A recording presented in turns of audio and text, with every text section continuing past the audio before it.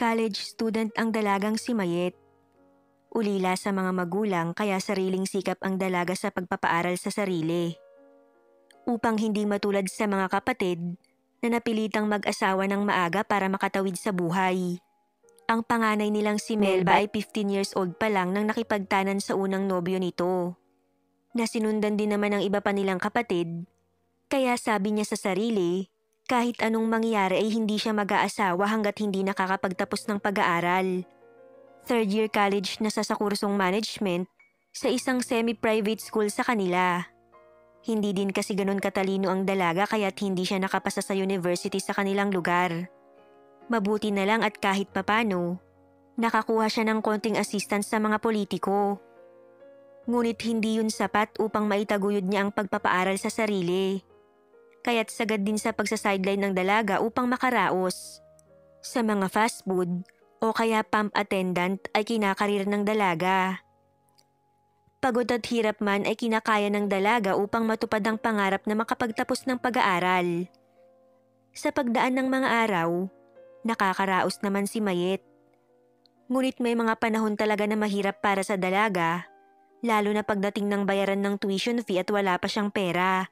Madalas ay promissory note ang hawak ng dalaga tuwing panahon ng exam. Minsan, naisip niya na sumuko na lang sa kanyang pangarap. Ngunit kapag nakikita naman niya ang klase ng pamumuhay na meron ang mga kapatid, doon lumalakas ang loob ng dalaga upang lumaban sa buhay. Mag-isa na lang niya sa family house nila. Ang mga kapatid niya ay may mga asawa na lahat, kahit yung mas bata pa sa kanya. Pangarap niya na maiba ang kanyang kapalaran kesa sa mga kapatid, kaya't nagpupursige ang dalaga. Madalas ay nagtitipid pa ang dalaga. Hindi ito nagmemeryenda sa school o kung meron man, tinapay lang ay sapat na para sa kanya. Hindi tulad ng iba na pupunta pa ng fast food para magmeryenda. Hindi rin pala kaibigan ng dalaga. Okay na sa kanya ang mag-isa kaysa makipagkaibigan sa mga schoolmates niyang iba ang level sa buhay. Trabaho, school at bahay lang ang dalaga. Pati ang pakikipagnobyo ay iniwasan niya. May itsura din naman siya ngunit hindi naman ganun kaangat. Sakto lang.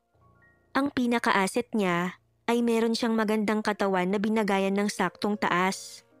Madalas pagdating niya sa school, pagod at antok din ang dalaga. Pagkatapos kasi ng sideline niya ay konting oras lang ang tulog niya dahil kailangan niya pang pumasok sa school. Pagdating naman sa bahay, problema naman ang kanyang dadatnan. Lalo na at kapitbahay lang niya ang mga kapatid na dumadaing na walang makain o di kaya naman ay may sakit ang kanyang mga pamangkin.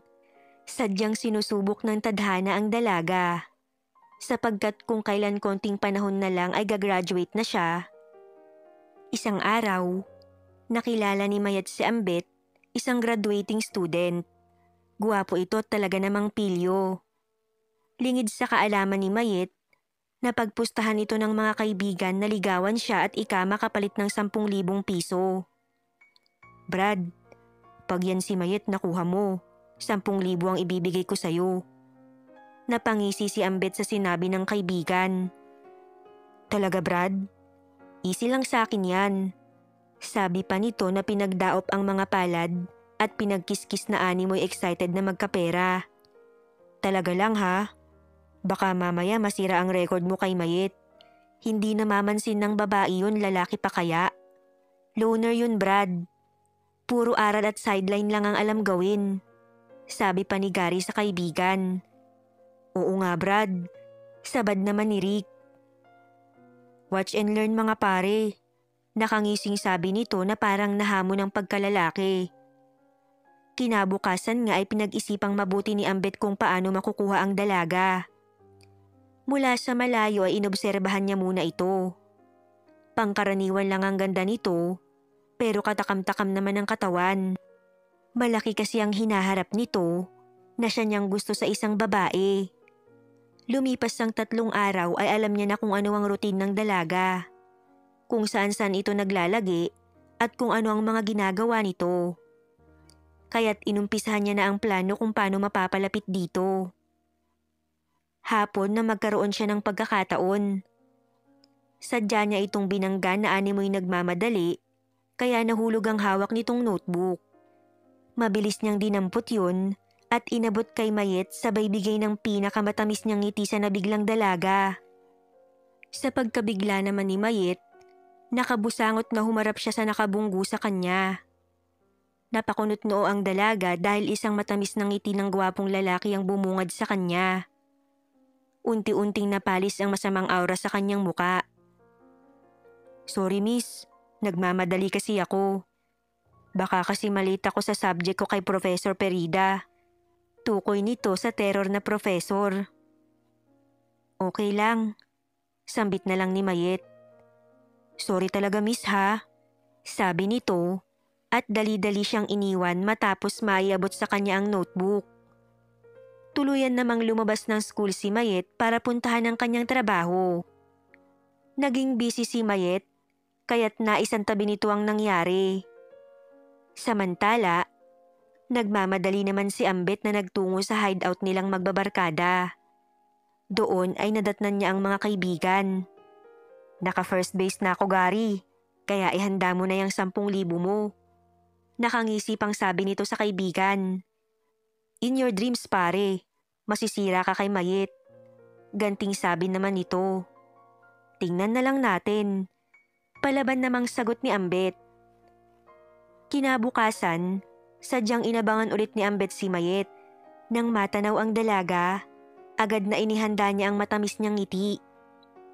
"Hi," bati niya dito nang makalapit ito sa kanya.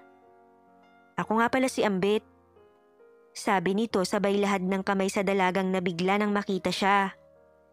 Hindi kasi nito pansin ng binata dahil abala siya sa pagkalkal ng bag. "Mayet," sagot naman niya na napilitang abutin ng kamay ng lalaki.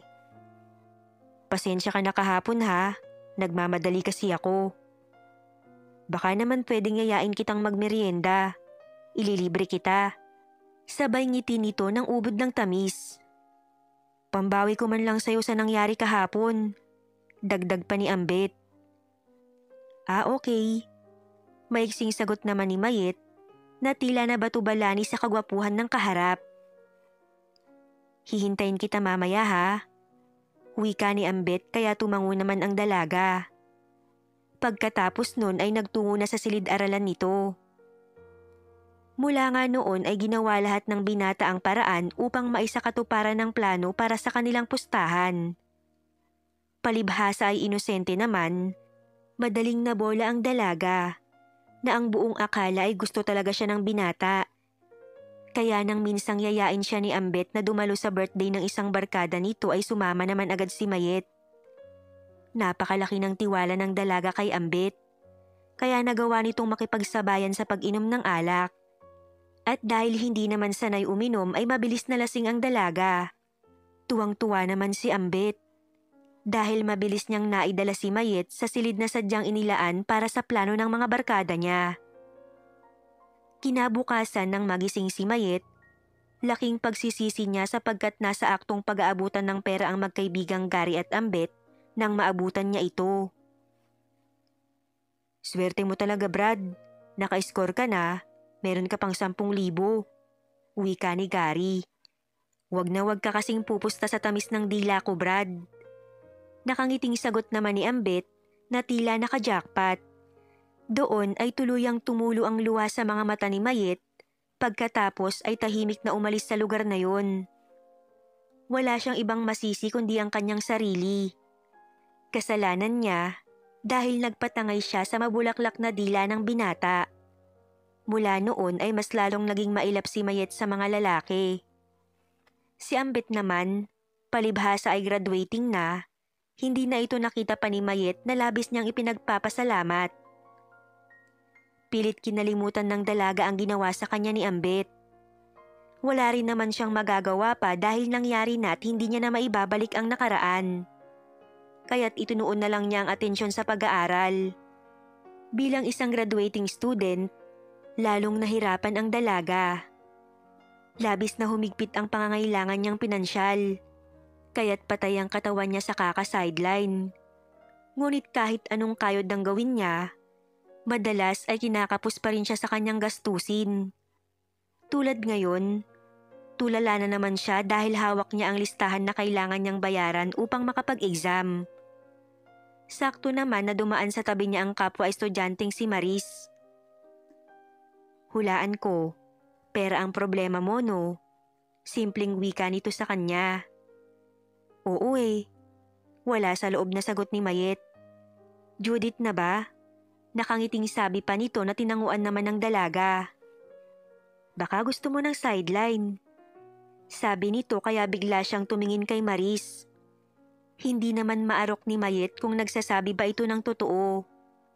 Simple lang si Maris, pero kita sa itsura nito na hindi problemado. Hindi niya lubos na kilala ang dalaga.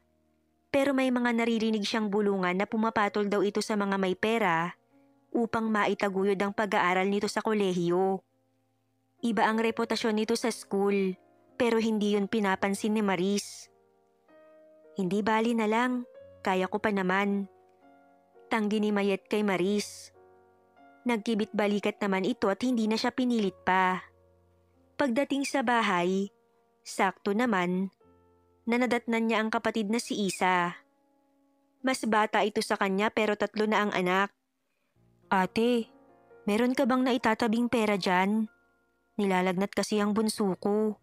Pambili ko sana ng gamot. Matagal pa naman ang sweldo ni Emil sa trabaho. Maluhaluhang pakiusap ng kanyang kapatid sa kanya. Doon ay labis na nabagbag ang damdamin niya. Halata kasing problemado ang kanyang kapatid. Hindi naman niya ito matiis, kaya't ang kanyang pera ay hinati niya para sa gamot ng pamangkin. Bahala na, wika pa niya sa sarili. Hindi kasi niya alam kung saan naabot ang natitira niyang pera. Salamat ate. Pagsweldo ng asawa ko, babayaran din kita. Sabi ni Isa sa kanya na tila ba nabunutan ng tinik sa dibdib. Sa pagdaan ng mga araw, patuloy na humihigpit ang pangangailangan ni Mayet. Exam na at wala pang hawak na pera ang dalaga kaya't sa gipit ng kalagayan, napilitan siyang kausapin si Maris nang makita ito. Maris, pwede ba kitang makausap? Wika niya sa babaeng palabas na ng school ng mga oras na yon. Halika, doon tayo sa food hub. Sagot naman ito. Pagdating doon ay agad sinabi ni Mayet ang pakay. Gusto ko sanang tanggapin yung sideline na inaalok mo. Pwede pa ba? Walang ligoy na wika niya dito. Doon ay pinaliwanag ng dalaga sa kanya ang lahat. Karamihan daw ng mga kumukuha ng service sa kanya ay mga driver ng jeepney, tricycle, or rider. Madalas mga balo, matandang binata o minsan, yung mga gusto lang na ayaw gumastos sa mga bahay aliwan. Bahagyang napapalunok na lang ang dalaga sa mga sinasabi nito. Hindi niya alam kung kakayanin niya ang ganong uri ng trabaho. Ngunit sabi nga, kapit sa patalim. Tutal ay hindi na rin naman ganun kalaki ang mawawala sa kanya dahil may experience na siya. Ang importante sa kanya ay ang kanyang pag-aaral.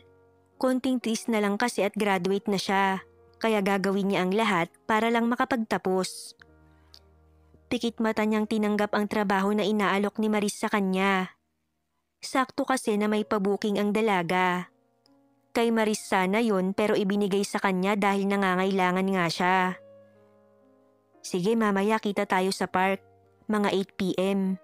Wala sa loob na tumango siya at saka sila naghiwalay ng dalaga. Pag-uwi sa bahay, matamtamang nag-isip ang dalaga at nagpa siya para sa kanyang pag-aaral. Sakripisyo ang kailangan niya. Ayaw niya kasing matulad sa mga kapatid na nag-asawa na lang ng maaga. Ngunit hirap na hirap din naman sa buhay. Wala na rin naman ang iniingatang dangal kaya't mas lalong naisip niya na sa panahon ngayon, tipikal na rin ang mga sitwasyon na ganito. Ang mahalaga sa kanya, mabago ang kanyang kapalaran. Sadyang kanya ng buhay. Sabi nga niya, madalas hindi pumapabor ang kapalaran sa mga katulad niyang hirap sa buhay. Madaming pagsubok, pero dapat laban lang sa hamon ng buhay. Paano niya malalaman kung ano ang meron sa dako pa roon kung ngayon pa lang ay susuko na siya sa kanyang sitwasyon? Pampalakas ng loob na sabi niya sa sarili. Nang sumapit ang 7:00 ng gabi, nagsimula nang maghanda si Mayet. Naligo siya ng maaga at nagwisik ng pabango bago pumunta sa tagpuan nila ni Maris. Pagdating doon ay sakto naman nakadarating lang din ng dalaga. Nasa akin na ang bayad, Mayet. Sumakay ka na sa tricycle para hindi ka malate, sabi nito. Hinawakan ni Maris ang nanlalamig na kamay ng dalaga at saka tumingin sa kanyang mga mata. Para sa pag-aaral mo, kaya mo yan, Mayet. Ganyan din ako nung una, pero tiniis ko kasi pangarap ko ang makatapos. Nakakaunawang sabi ng dalaga. Kita tayo bukas. Dala ko ang pera mo. Pagtatapos nito, sabay bitiw sa nanlalamig niyang mga palad. Lihim namang napalunok si Mayet. Pagsakay ng tricycle, piping na nalangin na sana maging okay ang lahat. Pagdating sa isang motel, ipinasok ng driver ang tricycle sa isang garahe. Dahil inosente pa sa ganoong bagay, nanatili ang dalaga sa loob ng sasakyan. Napapitlag ang dalaga nang magsalita ang driver. Ineng, pumasok ka na sa kwarto. Nandyan na yung kausap na customer ni Maris. Wika nito. Kinakabahang bumaba naman ng tricycle ang dalaga. Nang makatapat sa pinto ay nanginginig pang binuksan nito ang seradura ng pintuan. Lumunok muna bago pumasok ang dalaga. Madilim ang kwarto. Ngunit sa tulong ng munting liwanag, ay naaninag niya ang bulto ng lalaking naghihintay sa kanya sa kama. Medyo may kalakihan ito at maganda ang pangangatawan. First time, wika nito na nagpahinto sa paglalakad niya. Tumango na lang siya na waring nakikita siya ng kausap. Halika na, umpisahan na natin, sabi ng lalaki. Lights on or lights off? Tanong pa nito sa kanya. Off na lang po. Wala sa sariling sagot ni Mayet. Pagkatapos nun ay lumapit sa kanya ang lalaki. Napapitlag siya nang hawakan nito ang kanyang muka, sabay hagod ng kanyang buhok.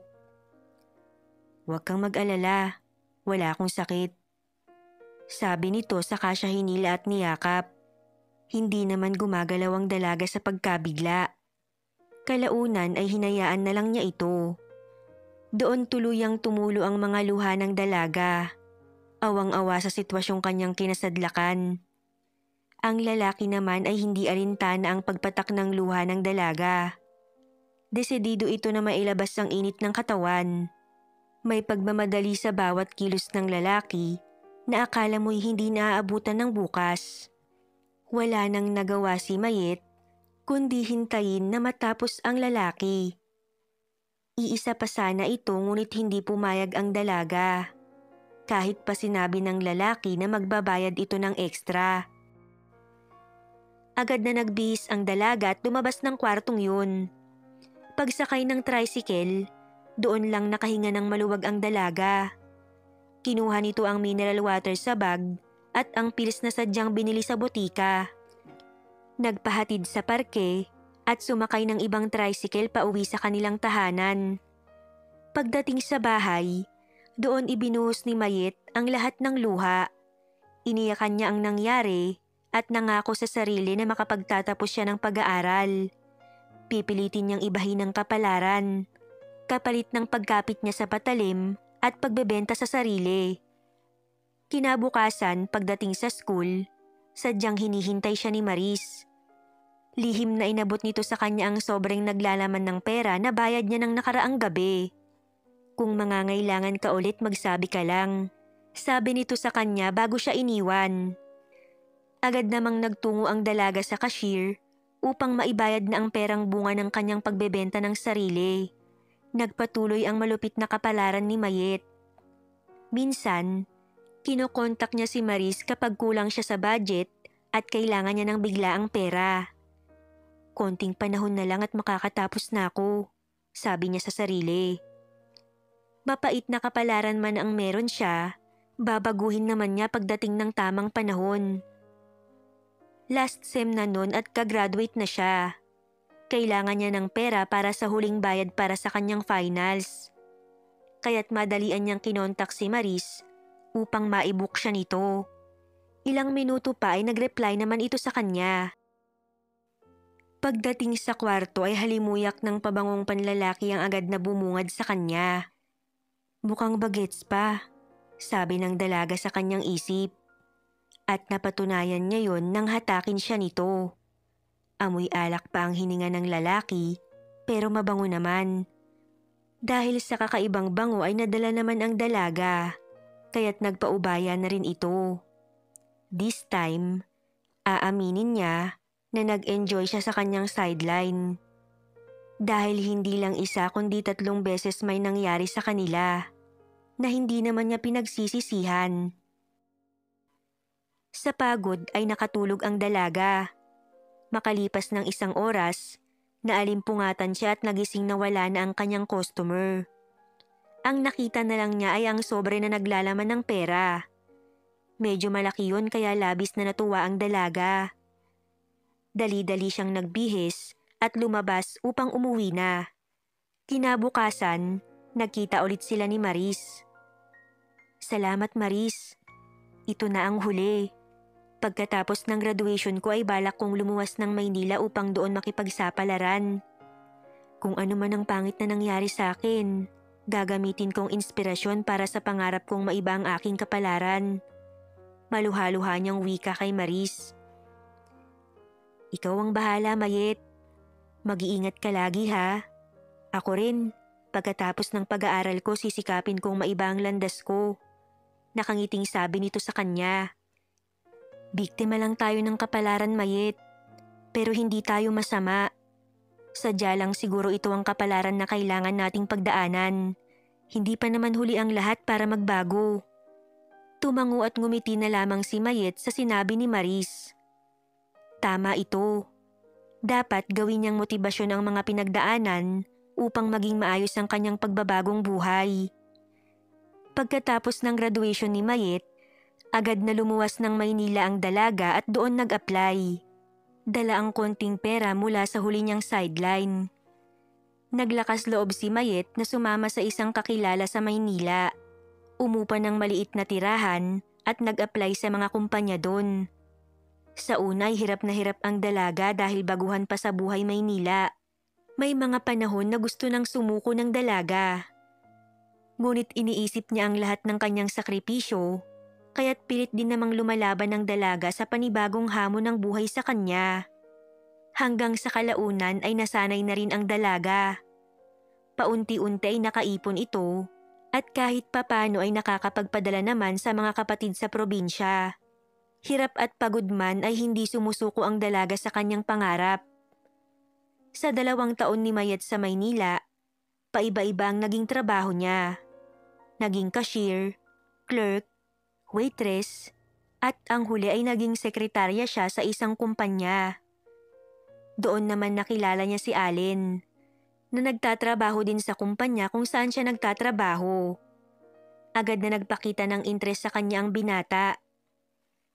Sa una ay hindi niya pinapansin ng binata dahil nagkaroon siya ng trauma sa mga lalaki. Dahil sa ginawa ni Ambit sa kanya, pero matyaga ang binata. Mayet, gusto kita at handa kong patunayan sa'yo yan. Hindi ako mayaman pero siguro naman ay kaya kitang buhayin. Hindi man ganun karangya, pero hindi ka naman maghihirap sa piling ko. Matapat na sabi nito sa kanya. Sa edad kasing 30 ni Allen, masasabing handa na ito at pwede nang magkapamilya. Pero Allen, iba ang buhay na pinagdaanan ko.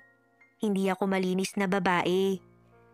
Ambisyosa kasi ako kaya may nagawa kong hindi katanggap-tanggap sa ibang tao. Pag-amin niya kay Allen. Wala akong pakialam, Mayet. Tanggap ko kung ano ka. Ang mahalaga ay mag-umpisa tayo ng walang lihiman. Sagot naman ng binata sa kanya. Doon nabagbag ang damdamin ng dalaga. Sa tagal din kasi niya sa Maynila, maraming sumubok na ligawan siya. At halos lahat ay katawan lang ang gusto sa kanya. Kaya agad niyang nilalayuan pag alam niya na ang pakay ng mga ito. Pero iba si Allen. Alam niya na tapat ang binata sa mga salita nito, pero hindi naman agad nagtiwala ang dalaga dito. Hinayaan niyang manuyo ito at patunayan sa kanya na tapat ang hangarin nito. Tinupad naman ito ang mga sinabi sa dalaga. Matyaga itong naghintay kay Mayet na makalipas lang ang ilang buwan ay sinagot na ni Mayet. Pagkatapos nun ay agad siya nitong inalok ng kasal. Halos maiyak ang dalaga sa sobrang saya. Bagamat masalimuot ang kanyang pinagdaanan, sadya talagang may taong dadating upang patunayan sa'yo kung gaano ka kamahal sa kabila ng iyong pangit na nakaraan. Pagkatapos maikasal ni Mayet kay Allen, pinatunayan ng lalaki ang pangako sa kanya. Hindi man marangya ang pamumuhay nila, nakabuo sila ng isang masayang pamilya. Na sa hinagap ay hindi niya naisip dahil sa pait ng naging kapalaran niya.